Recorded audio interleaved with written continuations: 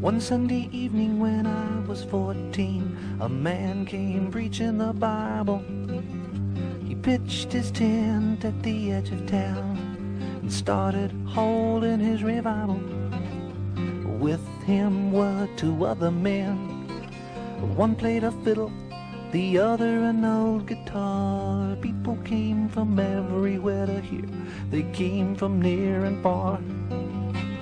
But I'll never know how those people could go to hear such a sorry band. They must have come one by one just to hear that preacher man. Word went around all over town, people talking about that preacher man. Some friends at school said I was a fool. They said, Bill, you gotta go hear him as soon as you can. They talked about him Monday and Tuesday and Wednesday and Thursday and Friday. They said, Bill, don't you miss it? Well, I got so sick of hearing about that preacher, I decided to just pay him a visit. So I rounded up the gang and I said to them, boys, I hear this preacher is really far out. As a matter of fact, I think we ought to drop in tonight and just see what this revival's about. So on Friday night, me and the boys brought some firecrackers to the scene. The meeting that night got off with a bang, if you know what I mean. First it freaked some people out, they couldn't quite understand.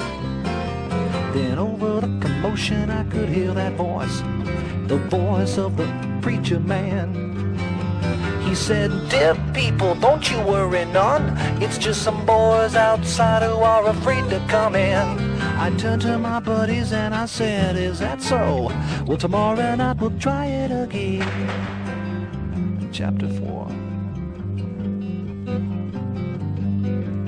So on Saturday night, me and the boys, we all bopped into the tent. The people there were all praising the Lord, and the preacher was preaching repent.